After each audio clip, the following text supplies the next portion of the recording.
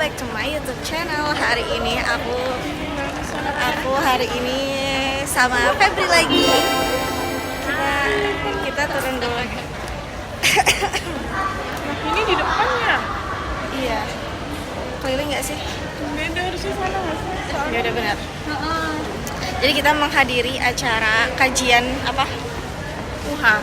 Hanan Ataqib. Dengan judul Apa ya? Membataklis Jodoh. Apa lagi satunya? Sama sukses pokoknya. Iya, Ada 3 gitu. poin. Nanti aku jangan lupa nonton ya. Aku kasih potongan-potongan videonya doang. Kalau kalian mau nonton ya ikutlah. Bagaimanakah respon kamu? Bukan respon apa sih? Bagaimana kan review kamu tentang kegiatan hari ini? Apa ya? Ya ampun, Kamu di sini, di samping sini, di samping. apa ya? Nggak ada respon sama yang di sini. Wah. Cuman ini lebih rame dari yang pas di Solo. Oke. Kamu berangkat jam berapa? Jam 6 kurang 5 sampai sini jam 6 lebih 10 sama mas satpamnya diginiin tuh. Makanya biasa banget mau cari apa di Aku aja berangkat jam berapa ya? Jam setengah 6. Jam 6. Jam 6 ya? Iya, aku aja jam 6 kurang 5. Oh iya, Di jam sini memang masih sepi sih. jam 6-an aku baru berangkat. Gitu. Bangunnya jam 5. Wih, dia kirain jam 3. Ya udah gitu deh. Iya. Single itu merupakan predikat yang luar biasa, bukan sesuatu yang gimana gitu kan. Single karena Allah kan, ya kan? Kita apaan sih? Pacaran nih, hari ini pacaran. Hari ini pacaran nih. Gua sih nggak ada.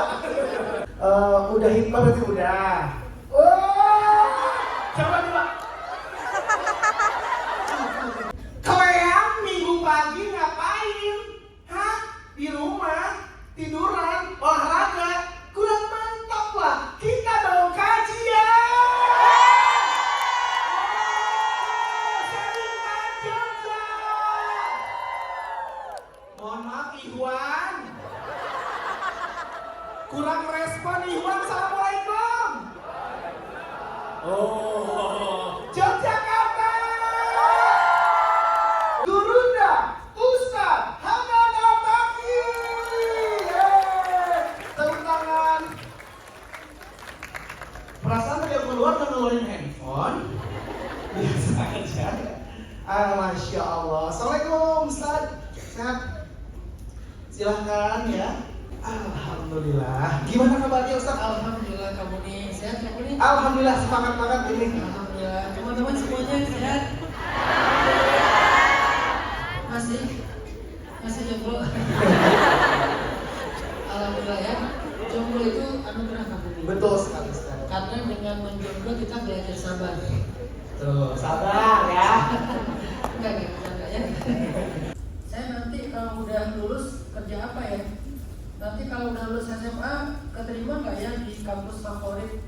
Gimana kalau nggak keterima? Saya mau kuliah di mana? Kira-kira saya udah umur sekian belum dapat jodoh, ada nggak ya yang mau nikah sama saya? Kira-kira jodoh saya milik lungkup nggak ya? Jadi kita sering mengkhawatirkan masa depan, apa yang akan terjadi besok. Besok saya kerja apa, makan apa, ngapain? Itu adalah hammun dalam bahasa Arab. Rasa galau, khawatir tentang apa yang belum terjadi. Dan itu sering banget musik kita teman-teman. Itu sering bikin kita insomnia, overthinking. Jadi nggak bisa tidur gara-gara mikir hal yang belum terjadi. Gimana kalau nanti begini? Gimana kalau nanti begitu? Itu dalam bahasa hadis disebut dengan istilah al-hammu atau hammun. Rasa khawatir dan galau kita tentang masa depan justru dengan al-imanu bil qada'i wal qadar, beriman kepada takdir. Ternyata beriman kepada takdir itu obat teman-teman, self healing banget. Kemudian yang kedua, al-hazan. Al-hazan itu dalam konteks bahasa Arab adalah perasaan sedih, marah, kecewa terhadap apa yang sudah terjadi. Jadi kalau hamun terhadap apa yang belum terjadi, kalau hazan terhadap apa yang sudah terjadi. Seringnya kayak gitu. Dan puncak dari kekecewaan hazan itu adalah sedih yang berlebihan atau sedih yang sangat dalam yang kita kenal dengan istilah depresi. Jadi hamun itu adalah rasa khawatir, rasa galau, rasa takut, rasa insecure, rasa cemas, dan itu juga salah satu di antara gejala-gejala mental illness ya.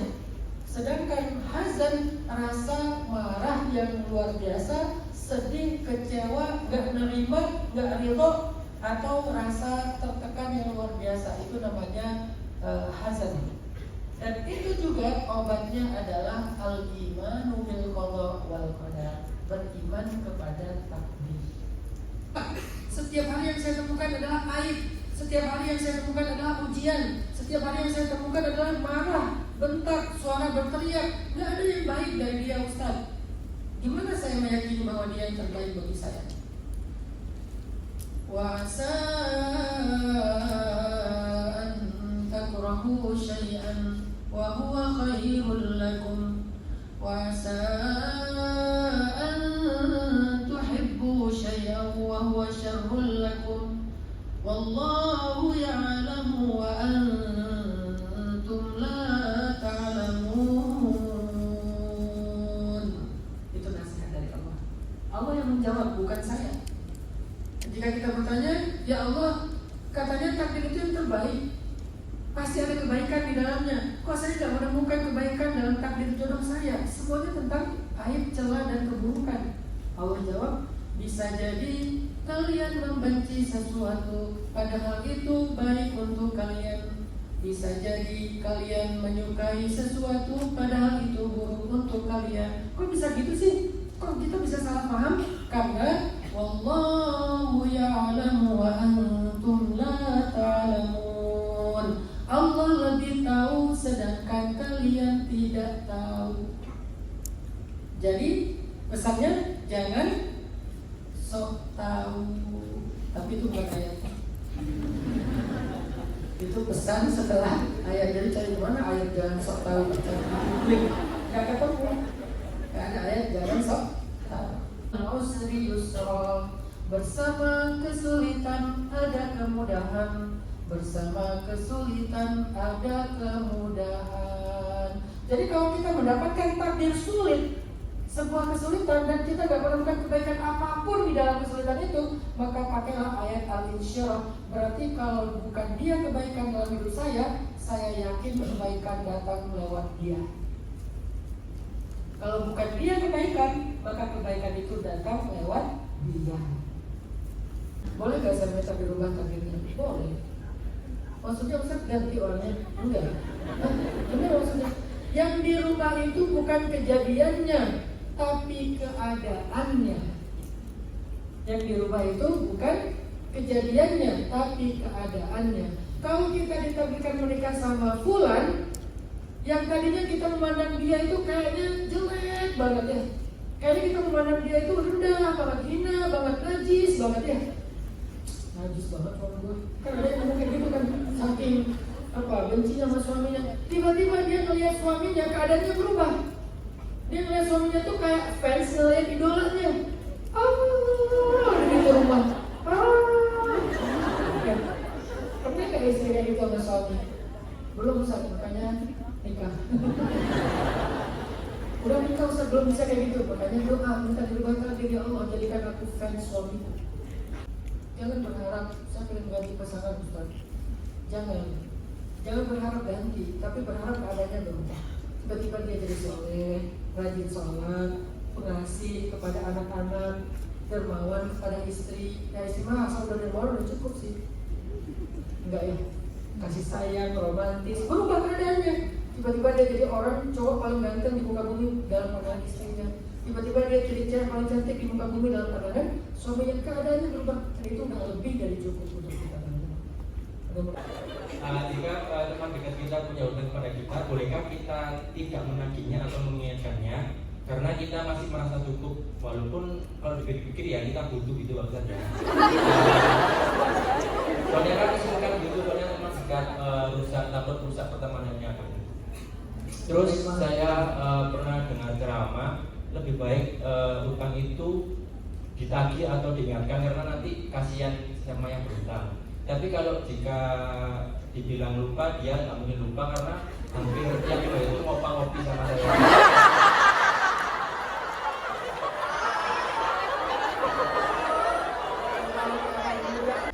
Menagih hutang itu bukan hanya tentang menuntut hak, tapi menagih hutang kadang-kadang bagian dari nasihat.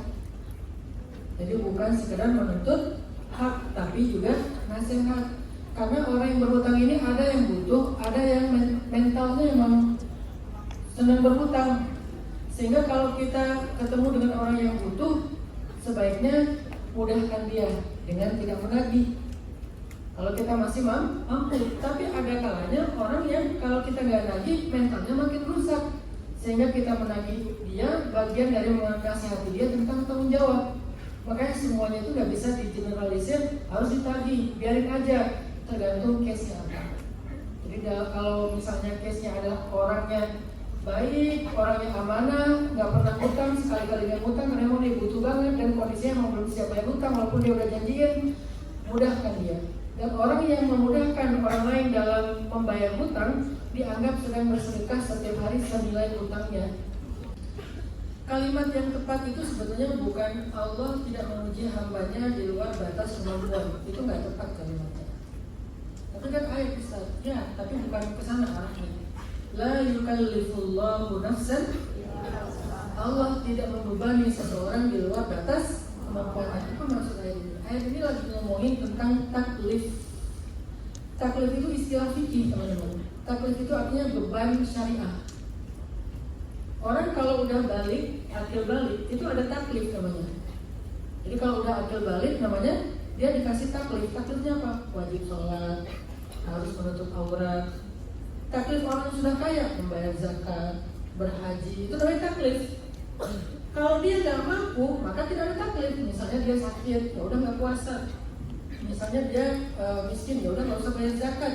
Itu namanya ghairul mukallaf, tidak mampu, maka tidak diberikan beban. Itu maksud ayat. Allah tidak akan membebankan syariat Islam kepada yang tidak mampu. Maka pasti ada solusi. Gak mampu sholat berdiri, bisa duduk. Gak mampu sholat tepat waktu, bisa jamak. Ternyata lupa, bisa qadha. Kan gitu kan? Ada gantinya, ada solusinya. Islam itu solusi. Dan Allah gak akan memaksakan kalau gak mampu puasa. Pokoknya harus puasa, gak dipaksain. Karena apa? La yukallifullahu nafsan illa wus'aha. Jadi ayat itu gak tepat kalau dipakai dalam konteks ujian. Ini sering keliru dan mayoritas orang di Indonesia pakai itu gitu. Padahal bukan itu konteks ayatnya. Terus yang benar gimana Ustaz? Yang benar emang kita gak mampu. Manusia itu kata Allah dha'ifah. Manusia itu lemah. Manusia itu khusrin, manusia itu rugi, manusia itu ajulah, manusia itu terburu-buru, manusia itu jahulah, manusia itu bodoh, lemah, rugi, terburu-buru, bodoh, itu manusia, insan. Walaupun fisiknya sempurna, tetapi kekuatannya lemah, apalagi mentalnya lemah. Dan kita harus tahu diri. Terus kalau itu gimana dalam konteks ujian? Supaya kita kuat, jangan jadi manusia. Jadilah orang yang beriman. Gak cukup sekedar menjadi manusia. Kan manusiawi dong, gak bisa. Kalau manusiawi lemah. Kalau manusiawi rugi. Kalau manusiawi terburu-buru, gak sabaran. Kalau manusiawi bodoh, gak tahu apa-apa. Kalau mau untung, illal ladzina amanu. Kecuali orang yang beriman. Qad aflahal mu'minun. Beruntunglah orang yang beriman. Jadi kalau kita mau kuat, kita nggak bisa kuat dengan hanya menjadi manusia. Kita baru bisa kuat kalau kita menjadi orang yang beriman. Jadi kalau kita sedang diuji, jadilah orang yang terus memperbaiki imannya. Karena itulah benteng kita, kekuatan kita, energi kita. Makin berat ujian, tingkatin lagi keimanan. Kalau nggak ada ujian, siapkan iman kita. Karena hanya dengan keimanan seseorang menjadi kuat. Belajar dari Bilal. Bilal itu fisiknya lemah. Dia punya teman satu kandang, karena mereka tidurnya di kandang kan, bukan di kamar. Teman satu kandang. namanya Wahsy. Wahsy itu kuat. Dia itu seorang petarung dari kampung yang sama dengan Bilal, yaitu dari Ethiopia, dari Habasyah, Afrika. Tapi takdirnya Wahsy fisiknya kuat, Bilal fisiknya lemah. Lalu ketika Bilal masuk Islam, Bilal disiksa, Wahsy geleng-geleng kepala. Kalau aku ada di posisi Bilal, aku udah nyerah, kata Wahsy. Kalau aku disiksa kayak Bilal, dari kapan-kapan aku udah nyerah, aku udah murtad, aku nggak sanggup menghadapi ujian seperti Bilal. Aku heran, kenapa Bilal kuat? Padahal setahuku selama ini dia lebih lemah daripada aku. Kenapa dia bisa kuat, bahkan lebih kokoh daripada Gunung Uhud? Kenapa Bilal begitu kuat? Terkenal sekali kekuatan Bilal setelah dia beriman. Ternyata kekuatan Bilal itu adalah ahadun ahad, ahadun ahad, iman kepada Allah, berharap kepada Allah, husnuzon kepada Allah, bergantung kepada Allah. Tadi urwatul wusqa, ikatan atau pegangan yang gak mungkin putus atau jatuh.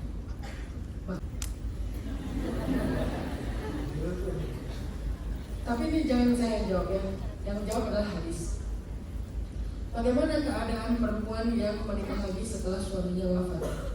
Apakah dia akan di surga sama suami yang mana? Dia di surga sama suami yang paling baik akhlaknya.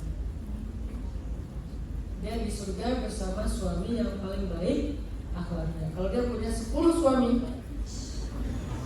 menikah, meninggal, menikah, meninggal, menikah, meninggal. Sampai 5 kali dia menikah, meninggal. Nanti dia kira yang mana yang saya akan dampingin? Dia mendampingi yang paling baik akhlaknya dan paling berkenan bagi dirinya. Kita sampai di penghujung acara, kita ucapkan hamdalah bersama. Alhamdulillahirabbil alamin. Subhanakallahumma wa bihamdika asyhadu an la ilaha illa anta astaghfiruka wa atubu ilaik. Saya mohon undur diri, mohon maaf ya kalau misalnya ada kesalahan perkataan, kehilapan yang kurang berkenan, bercandaan yang berlebih. Terima kasih banyak di Jakarta, mohon maaf lahir dan batin. Sampai bertemu lagi, sehat selalu buat semuanya ya. Semoga apa yang didoakan menjadi hajat bisa terwujud, insya Allah luar biasa baik.